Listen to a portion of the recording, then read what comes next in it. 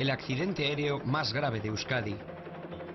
Un error humano y 148 muertos. Algo de dentro te dice, es tu hijo. Lo único que conservo de él es aquel reloj que todavía tiene tierra del Monte Oiz.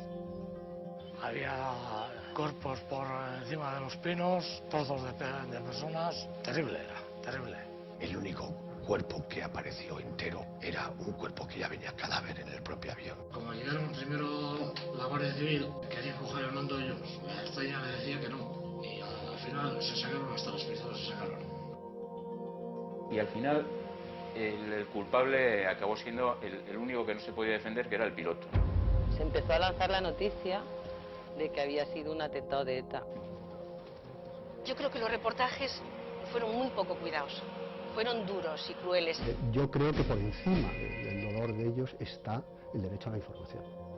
23 años después de la tragedia, buscamos todas las respuestas en La Caja Negra.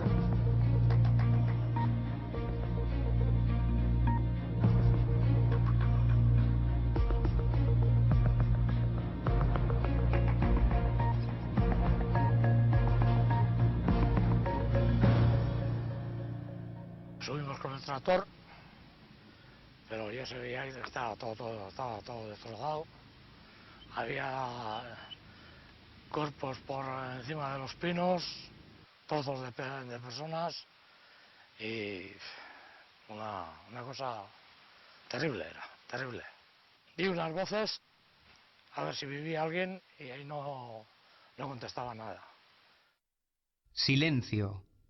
Esa fue la única y dolorosa respuesta que el monte le devolvió a Juan Mari Urquiola, el primer testigo del horror que se desató aquí el martes de carnaval de 1985. Un Boeing 727 acababa de estrellarse en esta ladera. Un error fatal, unos pocos segundos y todo había terminado para los 148 ocupantes de la Alhambra de Granada. Para los demás, el drama acababa de comenzar.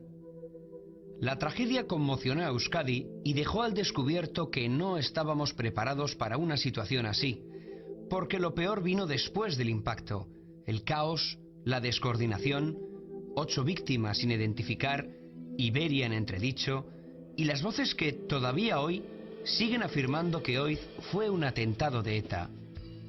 Pero, ¿cómo fueron los últimos minutos en la cabina del avión? ¿Se pudo haber evitado la tragedia?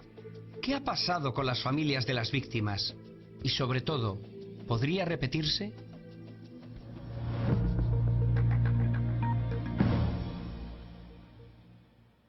Estábamos almorzando, desayunando, y de repente pues eran las 9 y algo, hizo un gran estruendo, empezó a temblar el caserío, se rompieron los cristales y salimos fuera pensando que se estaba cayendo. Escucha usted Radio Euskadi 2, programa bilingüe. Vamos a tratar de facilitar más información a nuestros oyentes en torno al accidente que en estos momentos es la primera página de la información. Ese avión Boeing 727 procedente de Madrid que se ha estrellado en las proximidades del monte Oiz. Los restos de la Alhambra de Granada yacían despedazados sobre la ladera de este monte del corazón de Vizcaya. ¿Qué pasó exactamente para que un vuelo regular, con una tripulación que conocía a la perfección el aeropuerto de Bilbao, acabara estrellándose en el Oiz? La aeronave, un Boeing 727 fabricado en 1979, salió de Madrid con destino a Bilbao a las 8:47, con unos minutos de retraso sobre la hora prevista. Todo parecía ir bien hasta que, a punto de iniciar la maniobra de aproximación a Sondica, la torre de control pierde contacto con el vuelo 610 de Iberia a la altura de Durango. A las 9:27, apenas 8 minutos antes de llegar a su destino, el avión choca con una antena de televisión. La colisión daña la parte inferior de la nave, que pierde el ala izquierda, gira sobre sí misma y colisiona contra la ladera del monte. A consecuencia del impacto, el aparato se despedaza hasta su destrucción total, abriendo una gigantesca brecha en el pinar del monte Oiz. Los restos humean a más de 900 metros de la antena de ETB. La nave volaba por debajo de la altura recomendada A pesar de que la niebla cubría prácticamente toda Vizcaya, no hubo supervivientes. Los 141 pasajeros y los 7 tripulantes fallecieron al instante. Comandante Patiño, Delta Delta Unión con 141 pasajeros. Tripulación estándar estimada. La toma de tierra aproximadamente I-25. Cambio. Viento 110 grados, 4 nudos, visibilidad 4 kilómetros, reducida por niebla. Cambio. Estamos en la vieja terminal del aeropuerto en Sondica, el lugar al que jamás llegó el avión siniestrado. Estupor, incredulidad, desasosiego. Terribles sensaciones recorrieron estas salas por las que nunca desembarcaron los ocupantes del 610 de Iberia. Sus familias estaban a punto de descubrir que nunca volverían a verles. Y aquella mañana, por primera vez después de un mes, salí a la calle porque mi parto había sido por cesárea. Pues escuché por la calle un comentario que había habido un accidente de avión en Bilbao. Entonces, directamente, ya no pensé más, se me desgarró el alma en ese momento. Mi hermano era marino y él no era su época de venir de permiso, ¿no? No le tocaba venir todavía de permiso. Un compañero del barco se puso enfermo, había que trasladarlo, entonces él hizo de guía o de acompañante, ¿no? Mi madre puso la televisión y nos enteramos de que realmente, cuando yo iba a llevar a mi hija al colegio, había habido un accidente. Estábamos en casa todos, no recuerdo por qué, si eran carnavales o qué, pero dio la casualidad que estábamos todos. Y de repente la señora de la limpieza me dice, María Ángeles, han dicho que se ha caído el avión en Bilbao. Y ya en ese momento, zas, ya, vamos, algo de dentro te dice, es tu hijo. Yo estaba ese día estudiando, vinieron a buscarme a clase. Me dijeron, tu padre ha tenido un accidente y vete a casa. Yo estaba trabajando en ese momento en la empresa de mi padre y de pronto uno de los empleados pues me dice que ha habido un accidente en el avión en el que viajaba mi padre. Pues teníamos 19 años cuando ocurrió el accidente esa mañana, unos críos.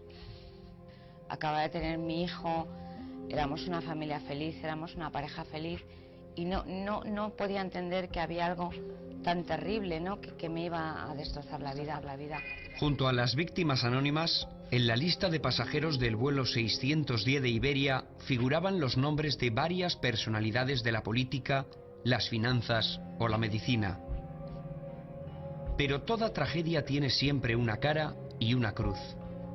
2 importantes políticos anularon su billete a última hora. Francisco Fernández Ordóñez, que después sería ministro de Asuntos Exteriores, y Marcos Vizcaya, portavoz parlamentario del PNV. Este hecho fomentó las hipótesis de quienes quisieron ver la sombra de ETA en el Monte Oiz. Pero no fueron los únicos con suerte.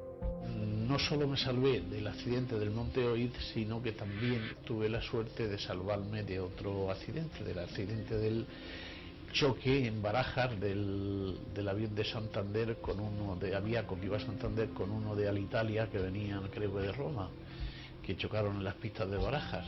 Como suele ser habitual, periodistas y fotógrafos fueron los primeros en llegar al lugar de los hechos. Olfato, suerte o profesionalidad. Así lo recuerdan ellos. Yo entonces trabajaba en Deia y recibí una llamada del periódico diciendo que había habido un accidente de aviación en el Oiz, que no fuese al periódico a Bilbao, yo vivía en Lekeitio, que fuese rápidamente al sitio. Nadie iba por el lugar que había que ir.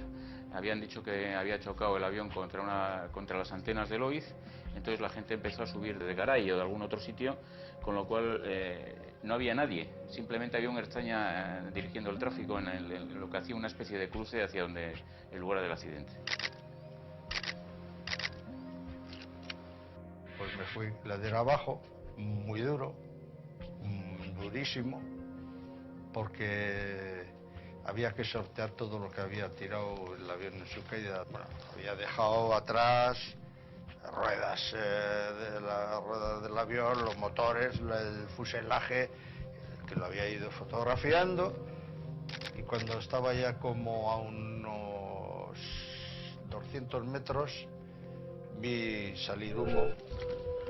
¿Qué vieron los primeros testigos del horror de Oiz?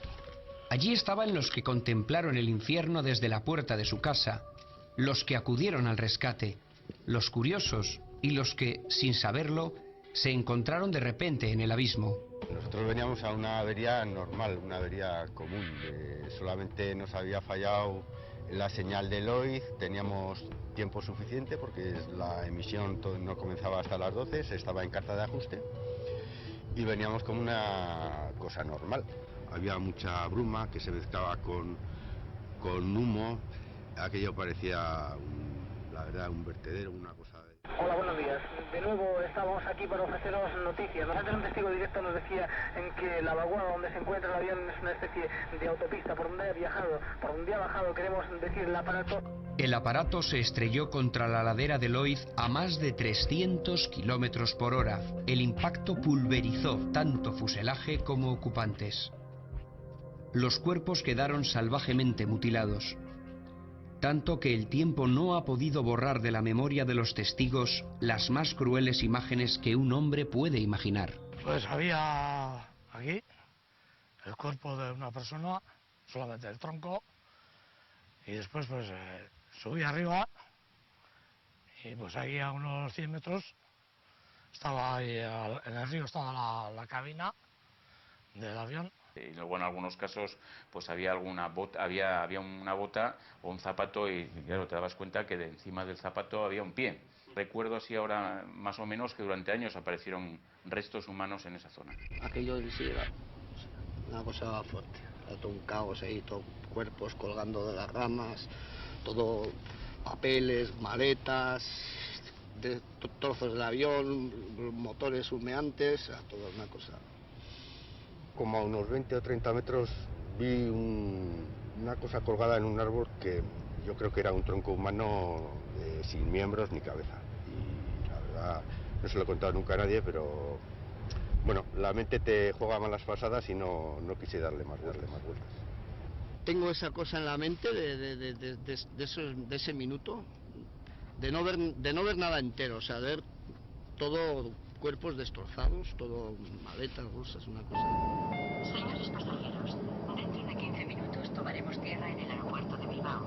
La temperatura es de 7 grados centígrados y hay neblina. Gracias.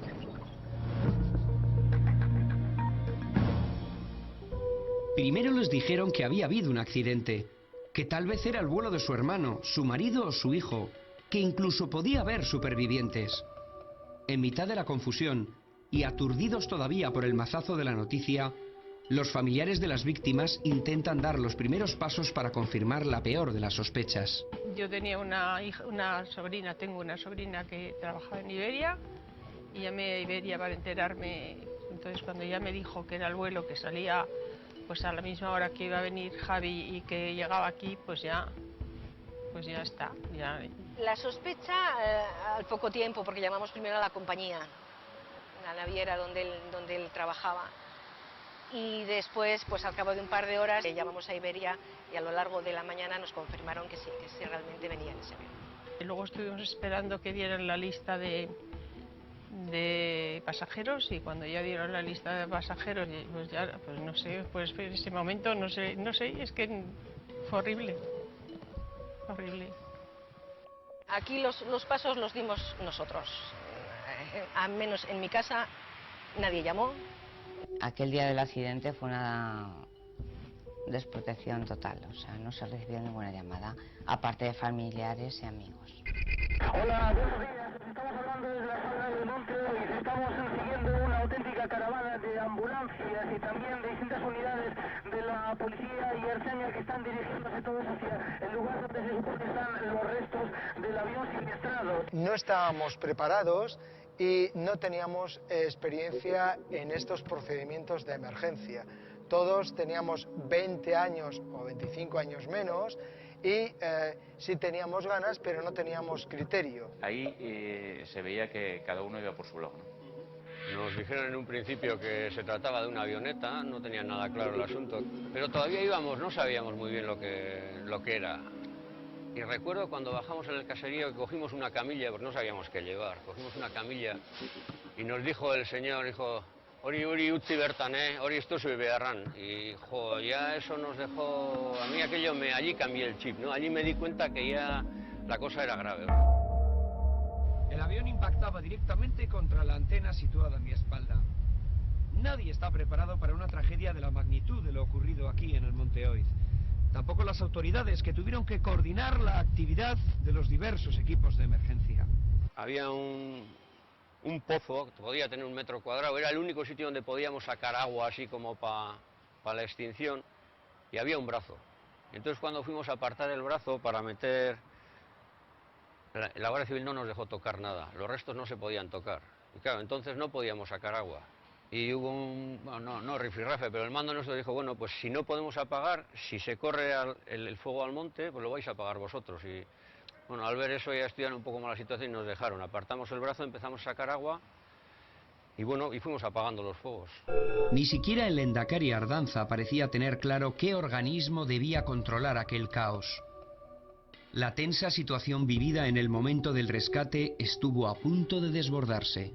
Estaba trabajando la Guardia Civil y también estaba ya trabajando la Ertzaintza, la comisaría, y en un principio pues entre ambos servicios sí hubo un celo, pero un celo profesional porque todos querían trabajar. La pugna entre los efectivos de la Ertzaintza y de la Guardia Civil se reveló, se manifestó de forma física a pequeño nivel. Como llegaron primero la Guardia Civil, querían coger el mando ellos y la Ertzaintza le decía que no, que les tocaba a ellos. Y empezaron ahí en una discusión y al final se sacaron hasta las pistolas, se sacaron entre ellos. Vamos a ver si al mismo tiempo podemos establecer conversación con el jefe de prensa de Iberia acerca de la lista de los pasajeros y de los posibles entre 20 a 40 supervivientes que según parece han podido salvarse de la tragedia. Hola, buenos días. ¿Puede facilitarnos la lista? Parece ser que hay de 20 a 40 supervivientes, sin confirmar todavía. Y recuerdo que las primeras noticias de supervivientes hablaban, no de todos, pero sí de una cifra alta, ¿no? Y bueno, pues dices, ojalá sea mi padre el que está entre esos supervivientes. Me llamaron de mi empresa enseguida, Maite, que hay supervivientes, que vamos a intentar, que... Y yo no quería escucharlo porque, bueno, pues era tan terrible lo que sabía que había sucedido, que suponía que eran todo falsas mentiras piadosas, ¿no? Para... que es lo que se confirmó más adelante. De Cruz Roja, habéis estado ahí entre los restos del aparato, ¿habéis podido auxiliar a alguien? No había ningún superviviente, vamos, todos eran restos, o sea, cachos, no había ninguna persona que estaría indemne, o sea, todos tenían, pues estaban esparcidos en cachos, en cachitos, ¿no? Se acabó la esperanza. Oiz era una morgue a cielo abierto. Los familiares, llegados a Bilbao desde diferentes puntos de España, ya eran conscientes de este hecho al aterrizar en Sondica. Era el turno de los forenses. Ellos debían recomponer el puzzle de la tragedia. Tuvimos que improvisar sobre el terreno. Y lo que recuerdo es que se hicieron equipos donde había un forense, había siempre un policía de algún cuerpo nacional o guardia civil, etcétera, y luego había algún personal sanitario.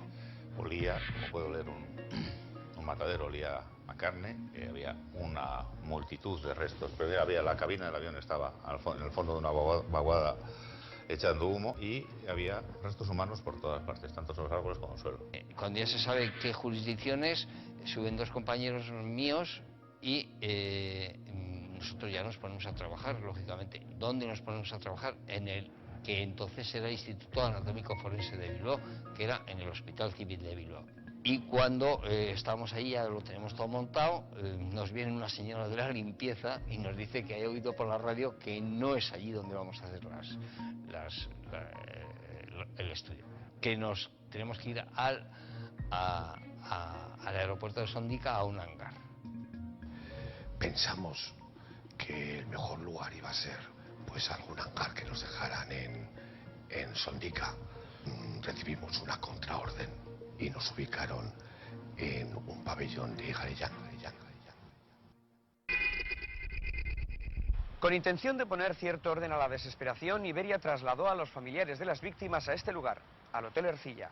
Mientras velaban unos muertos que no tenían, un cruel protocolo de actuación les exigió hacer memoria y anotar en un formulario cualquier dato que ayudara a identificar los cadáveres. Posteriormente se habilitó allí también una sala donde a medida que se iban bajando pues cosas, objetos en sí, nada más, porque allí solo se bajaban objetos, los iban etiquetando y podías pasar a verlos, y si reconocías realmente que como alguno que podía ser tuyo, te daban un número y con eso accedías al Arellano de nuevo, ¿no? Yo en esos momentos estaba pues convaleciente de una cesárea y entonces había que ir a Bilbao y decidimos que fuese mi padre y mi hermano. Y ellos estuvieron allí una semana, porque tardaron una semana en reconocer, en encontrarlo y en reconocerlo. Los familiares confiaban en que los forenses pudieran reconocer a sus seres queridos por un reloj o un anillo que permitiera su identificación. Objetos personales que se convirtieron en botín de los más carroñeros. Apareció un chaval que debió estar ayudando allí, civil, que no llevaba ningún tipo de uniforme, y se apoyó el hombre, estaba agotado. Me dijo, perdona, es que ni he comido, no sé si en aquel momento se me ve, ni he comido, ni llevo aquí todo el día ayudando y no puedo más. Y creo recordar que había visto gente que había robado relojes. Y el hombre estaba absolutamente conmocionado, ¿no? Nosotros al de una semana o más todavía encontramos algún reloj que otro, algo de dinero, mientras anduvimos recogiendo la chatarra y pues aquellos el primer día pues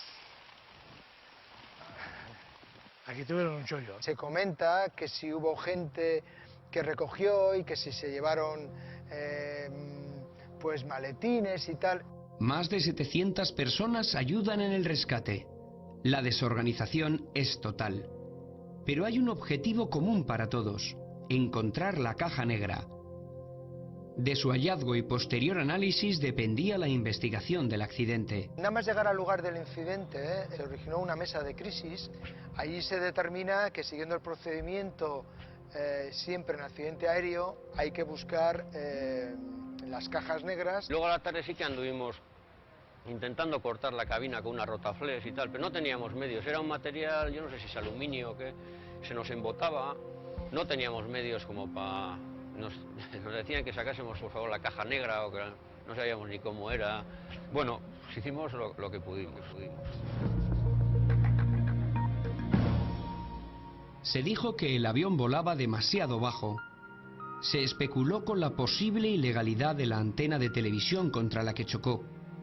Hubo quien defendió que el avión había sufrido un atentado, que incluso iba en llamas antes del impacto. Pero ya en las primeras horas, todo parecía señalar en la misma dirección: el piloto.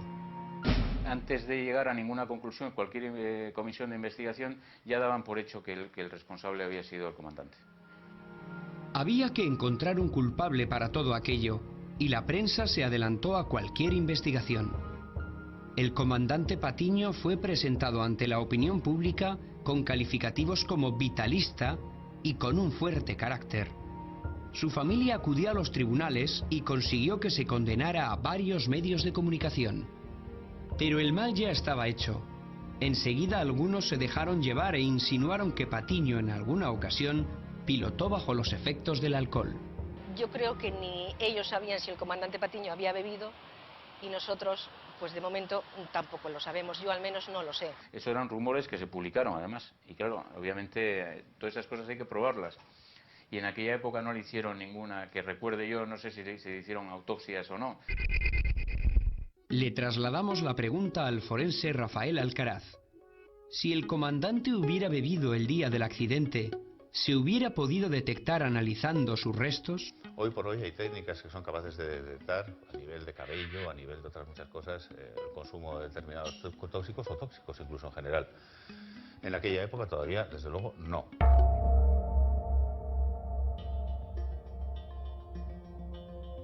La sala en la que nos encontramos era en el año 85 el salón dedicado a las operaciones y meteorología del aeropuerto de Sondica. Desde aquí se coordinaron todos los movimientos aquel martes de carnaval del año 1985.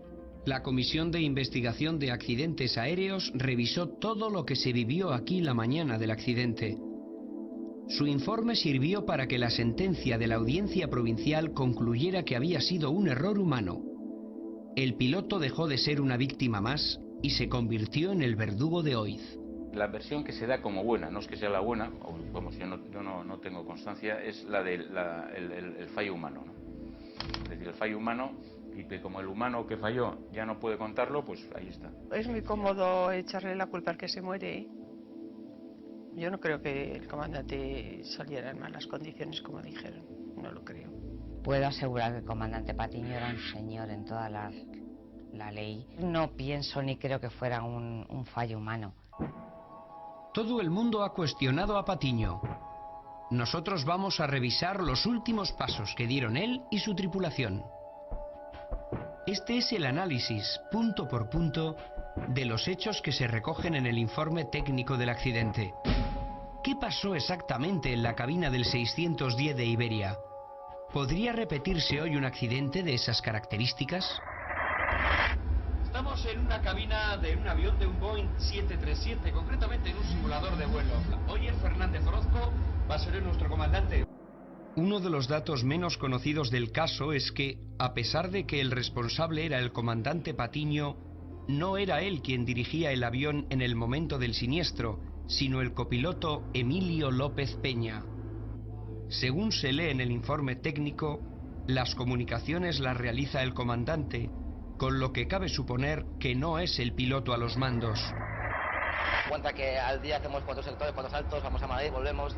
Lo que hacemos es ir cambiando, ¿no? Primero vuelas tú, luego vuelo yo. Entonces, en aquel momento imagino que el que ya volando sea el copiloto, no Patiño. Según el informe técnico, la aeronave voló por debajo de la altitud establecida. La tripulación redondeó la cifra de altitud por defecto y no realizó correctamente las comprobaciones. Evidentemente aquel día niebla lo que hizo fue impedir la visibilidad que tenían los pilotos visualmente y se tuvieron que ceñir únicamente a la navegación por instrumentos de aquel entonces. El avión tenía que estar a 4.300 pies y realmente un fallo de piloto hizo que el avión estuviese a 3.300 y ningún piloto consiguió darse cuenta de esto. Actualmente esta es la altitud que tú le has marcado al avión. Sí. Por debajo de esta altitud no volamos y si pasáramos por debajo de la altitud sonaría un chivato. Eso es, sí. Eso antiguamente no existía. Antiguamente no existía, no. Ahora todos los instrumentos son digitales. Sí. Sin embargo, en aquel Boeing 727 había una cosa que se llamaba altímetro de tambor. Creo que ya no es común verlo. Hoy en día lo que llamamos, como puedes observar, son todos instrumentos digitales. Lo que a simple vista parece que una vez que yo vea el instrumento tengo una lectura rápida y eficaz de lo que él me indica. Sin embargo, con el instrumento antiguo pues tenía que ver la aguja donde estaba colocada y era un poco más lío, ¿no? Según el informe técnico, el soporte de antenas de televisión no figuraba en la carta de navegación. Esto es una carta de aproximación, una carta de vuelo del aeropuerto bilbaíno. En ella podemos ver perfectamente señalado el Monte Oiz. Sin embargo, Oyer, en esta carta de aproximación de los años del accidente, de los años 80, no aparece el Monte Oiz, un monte de más de 1000 metros de altitud. ¿Por qué? Pues eso lo demuestra mi saber, ¿no? Porque si tal monte hubiese sido reflejado en la ficha del aeropuerto, a lo mejor aquel piloto tuviese un poco más de consideración en el momento de bajar el avión, ¿no? Iberia 610 puede continuar descenso para aproximación a Bilbao, pista 30. Gracias. Descendiendo. Vamos a hacer la maniobra estándar. Recibido. Notifique pasando el BOR. ¿Te han pagado? ¿Te han pagado los atrasos? Hacemos la maniobra estándar entonces. Sí. Vale. Piloto y copiloto decidieron realizar la maniobra estándar, que requería más tiempo y mayor gasto de combustible, en lugar de la maniobra que había autorizado la torre de control. Un accidente de avión no es solo una causa, sino una serie de causas que confluyen. Y ahí confluyeron varias causas, entre ellas el conflicto que mantenía el piloto con la compañía, porque, digamos, la aproximación de Bilbao le autorizó una aproximación directa y él prefirió coger el camino más largo para gastar más combustible, para, digamos, perjudicar a la compañía. En las cartas de Iberia no estaba señalizada la antena, redondearon el altímetro por defecto, cuando se tenía que hacer por exceso. Para cualquiera de las tres causas por separado, hubiera evitado el accidente, pero las 3 juntas fueron las que lo provocaron. ¿Con los nuevos adelantos tecnológicos sería posible un accidente como el del Monte Oiz? No, hoy prácticamente a día de hoy creo que algo así sería inviable. Y ya no se pasa por encima del Monte Oiz a la hora de acercarse al aeropuerto del Hoyo. Ahora lo dejamos a la derecha. Lo dejáis a la derecha. La investigación fue concluyente y no dejó lugar a dudas. Oiz fue un accidente y punto.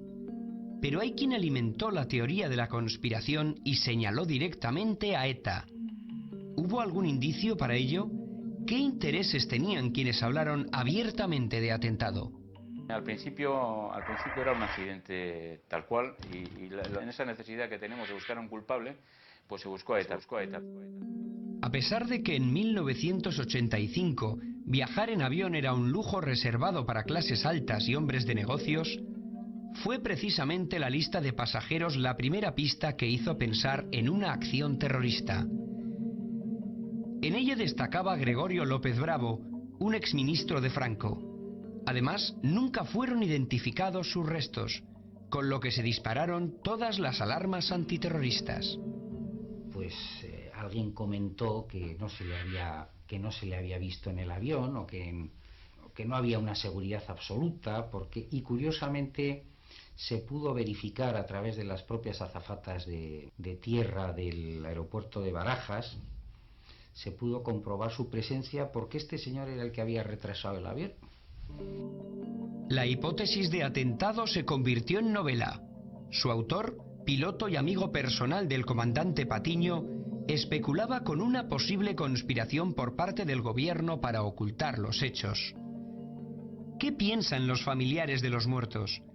¿Preferirán pensar que todo su dolor es fruto de la fatalidad, del azar, o que alguien dio la orden de derribar el avión? En aquel accidente hubo muchas personas importantes que en el último momento se desalojaron de ese avión. Y ese avión estaba amenazado, ese vuelo y el anterior estaban amenazados de bomba.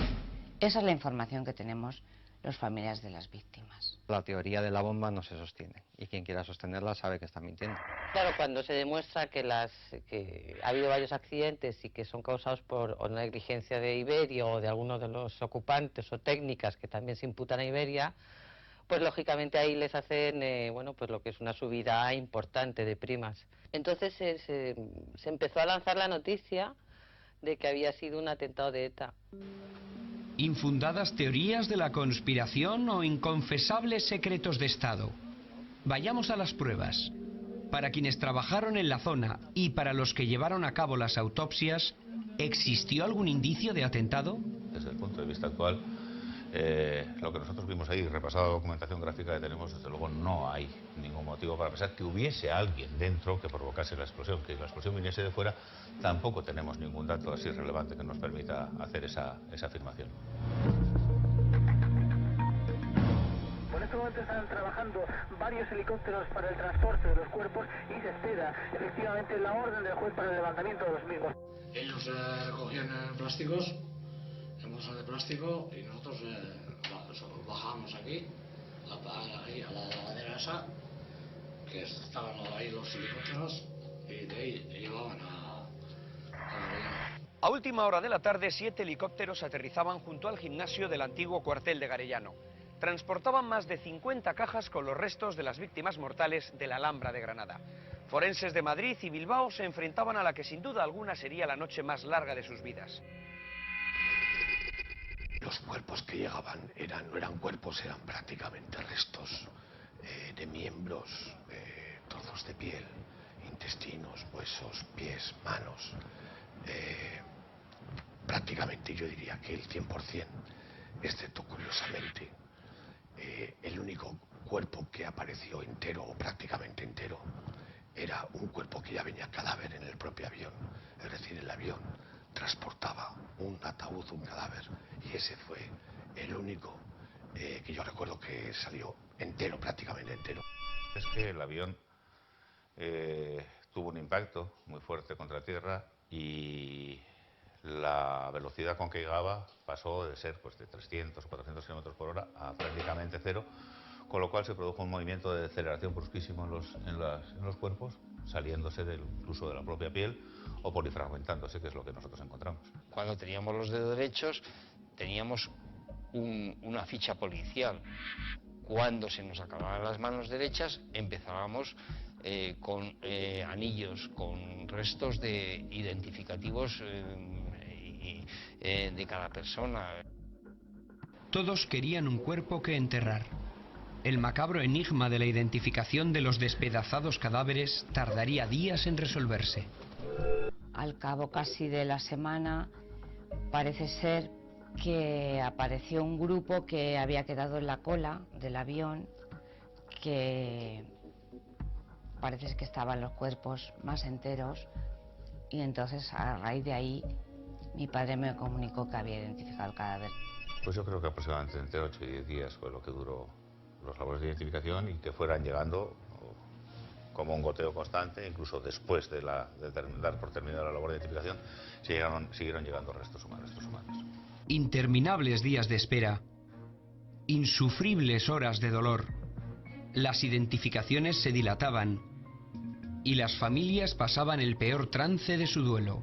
Nos pedían todo tipo de ayuda, ¿no? Para hacer todas las pruebas, poder reconocer lo mayor posible a esa persona, identificarla de una forma exacta y realmente tener la certeza de que aquello que iban a entregarte era tuyo. Yo recuerdo que el día antes del accidente, pues hablar con mi padre y quedar para ir juntos porque íbamos al dentista. Y unos días después, muy pocos días después, para que pudieran identificarle, pues yo tuve que ir al dentista a recoger lo que es su molde dental para que pudieran identificarlo. Tardaron lo menos, no sé, 8 días en identificarle. Entonces fueron 8 días, un poco de angustia, ¿no? Pues que nosotros le queríamos enterrar en nuestro panteón y había gente que no había aparecido. El único recuerdo a la memoria que queda en este cementerio vizcaíno de los fallecidos en el Monte Oiz es un pequeño monumento funerario que ocupa el centro de la parcela, donde están enterrados hasta 74 féretros con un número indeterminado de víctimas.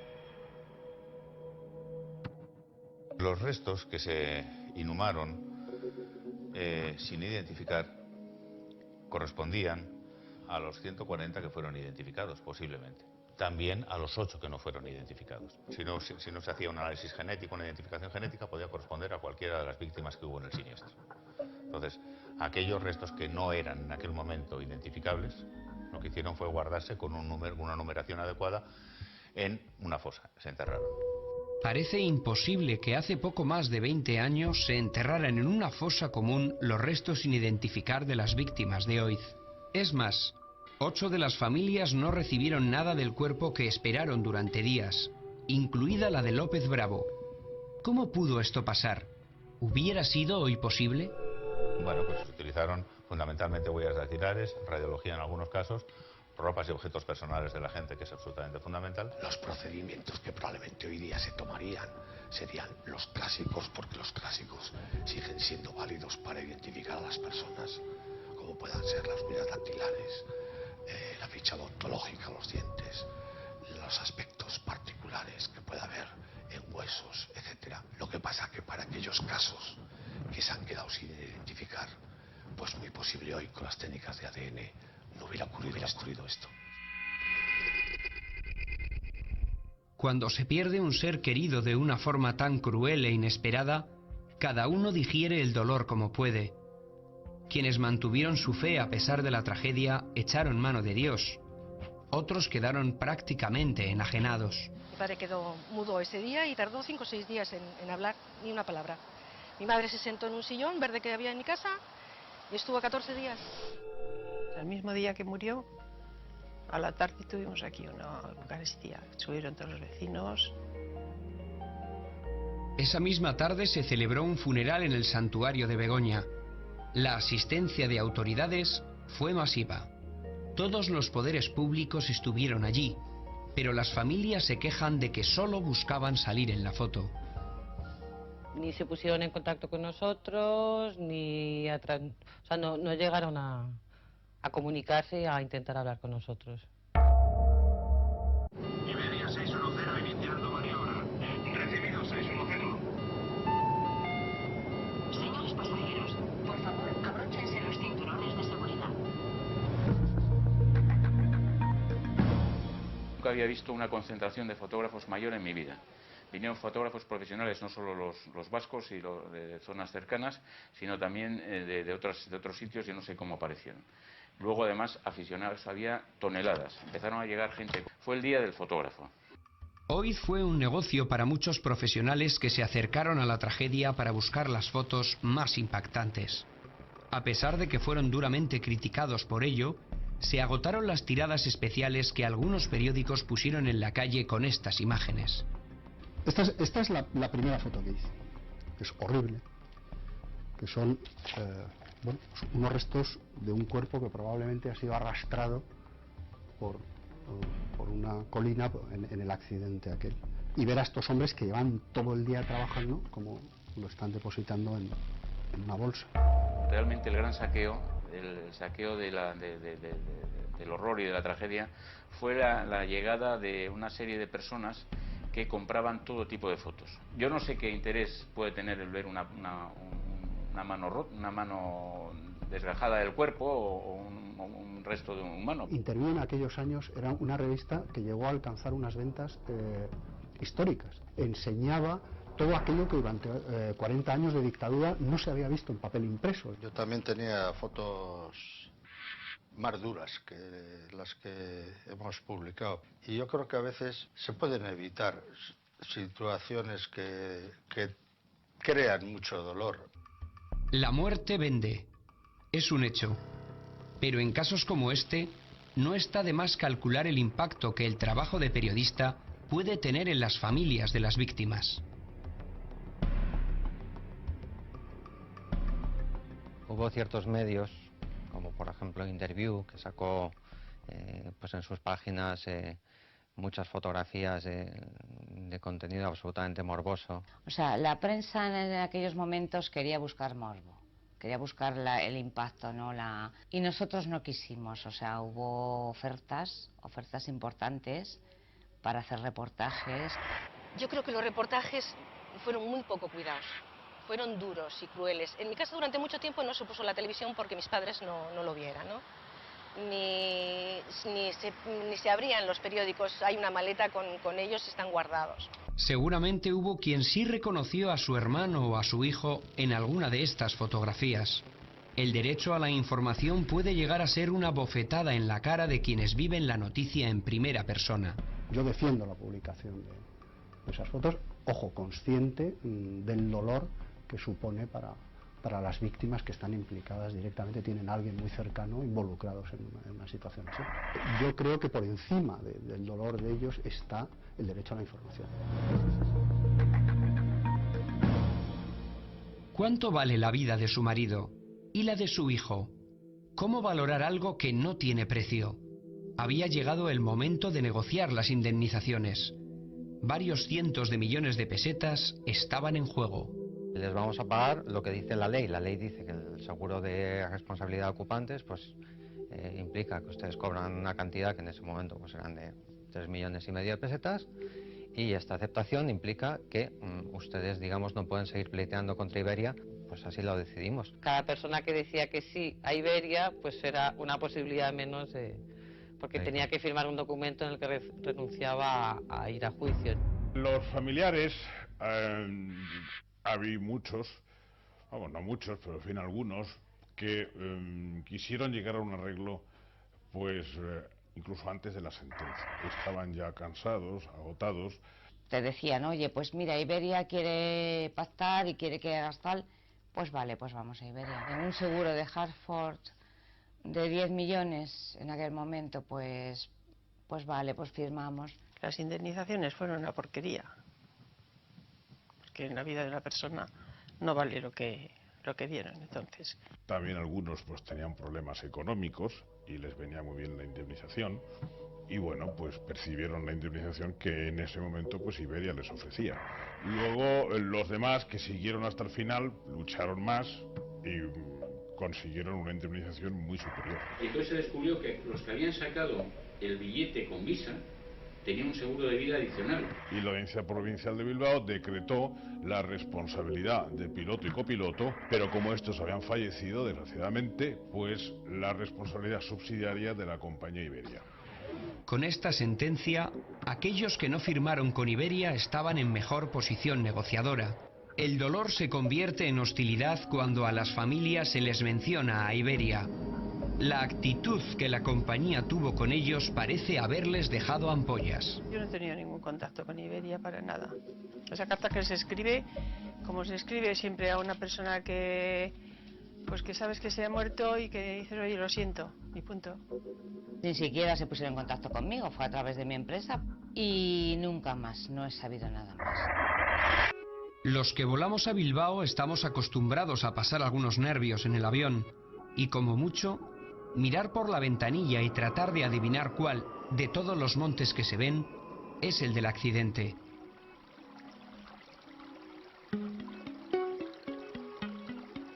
Pero, ¿qué sentirán las familias de los fallecidos en esta tragedia cuando suben a un avión y se abrochan el cinturón de seguridad? ¿Qué les pasará por la cabeza? ¿Se aprende a vivir con la cicatriz del monte Oiz en el alma? Yo monté en avión en los 4 o 5 meses y con mucho miedo y nadie sabe lo que yo sentí, pero lo hice porque pensé que si él había muerto ahí, ¿por qué no iba a montar yo? Si tenía que morir, iba a morir igual. Pues a día de hoy, cuando subo a un avión, lo primero que puedo pensar es que he tardado 23 años en cogerlo.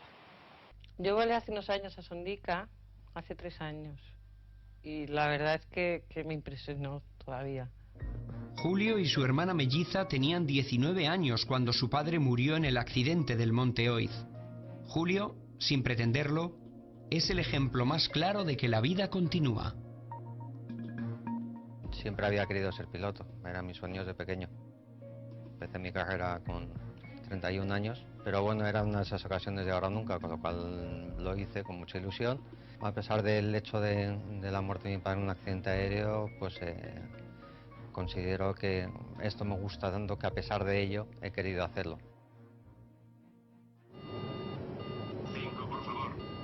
Mínimo 1.6. 3. 4.300. Curva.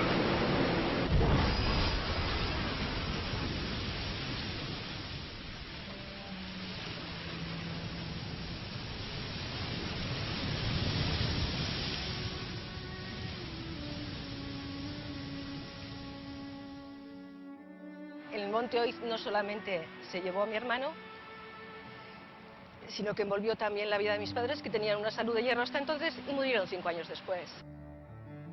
La fecha del aniversario, los primeros años muy mal, la verdad, muy dura. Luego ya va pasando, e incluso, bueno, pues a lo mejor hay un año que ya ni te acuerdas. No te has fijado que es 19 de febrero, ¿no? La vida la hemos rehecho. La hemos rehecho. ¿Qué remedio te queda?